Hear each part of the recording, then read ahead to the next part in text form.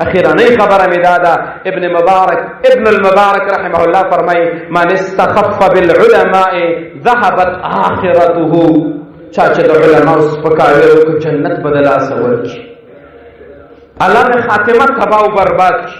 حسن ابن زکوان د په مخ یو سړی لګی دی او د یو عالم په باره کې خبرې کوي چې راټولې کړي او وی خوړې او دا ګاډی اوسه چېرته او دا ګاډی اوسه چېرته دا خبرې کولې. نو قال لرجل تكلم عنده على احد العلماء، یو عالم پسې خبرې کولې ورته ما چپ چپ پښتو کې دغه معنا چپ خبرې او تقرش او بیرته ویلا لا تذكر العلماء بشيء، علماء پس خبرې مکوه، ګوره د علماء سپکاوی مکوه. فیمیت الله قلبک، الله به دې زړه مړ کي، مړ ستا دا زړه به مړ شي. په ښځه به غیرت نه درځي، په لور به نه درځي، په زوی به نه درځي، اذان به درته ټوق ښکاري، جومات په قصه کې به نه، د جهاد په قصه کې به نه، د دعوت په قصه کې به نه، په جومات کې به دې مال نه لګي، مدرسه کې به نه لګي، په کونډه یتیم غریب لاره کوڅه کوي، یو ځای کې به الله ستا استعمال ورکړي. و د الله بنده علماو پسې خبرې مه کوه.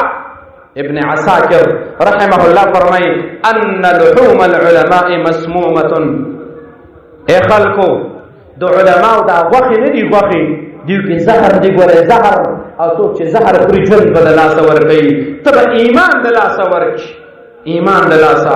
غیبت د علماو مه کوئ، ردې بدې علماو پسې مه ویئ، علماو ته داسې احترام وکړئ لکه دا ما چې تا ته وویلله، د علماو نه داسې ځان وساته لکه دا ما چې تا ته وویل. دا ستا چې لږ زامن دی او خبره دې نه مني، ته په دې پوهې دا ولې نه مني؟ د ګیرو چې سپین دي دیو ته دی دا تا چې دا دومره ننګور راوستي دومره وکړي دومره ته چې سپین مخې دی کټورې دی کوم او اوس تا له شین چې نه کوي، دا ولې؟ ته ټوله ورځ په ډبه کې په علماو پسې لګې.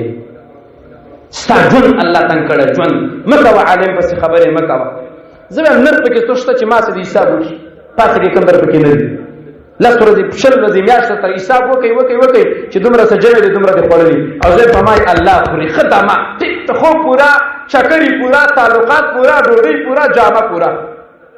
مه کوئ علماو پسې دا خبرې. ابن عساکر رحمه الله فرمایي وایي د دیو په دې غوښو کې زهر دی، او چا چې د غیبت په خوله باندې وخوړی به تباه او برباد وي. او فرمایي ومن اطلق لسانه فی العلماء بالثل، د چا ژبه چې د علماء په عیبونو کې استعمالیږي، ابتلاه الله قبل موته بموت القلب، د مرګ نه به مخکې الله دا زړه مړ کي. کم همته انسان بری. نو زما مؤمنانو ورونو باید چې د علماو احترام وکړو، توقیر وکړو، مدرسو والا سه ودرېږو، جومات والا سه ودرېږو، د حلقې والا سه ودرېږو. غیبتونه مه کوئ، خبرې مه کوئ، ګنې ځان به تباه او هلاک کوئ. او زمونږ ګاډی روان دی، که باران دی بیا هم روان دی، که شین دی بیا هم روان دی، او سړک پوخ دی او که کچه دی، یو پاټک دی او که لږ پاټکه دي، زمونږ ژوند به په قال الله قال رسول الله تېرېږي، او زمونږ مرګ هم الله په دې باندې کوي. وصلی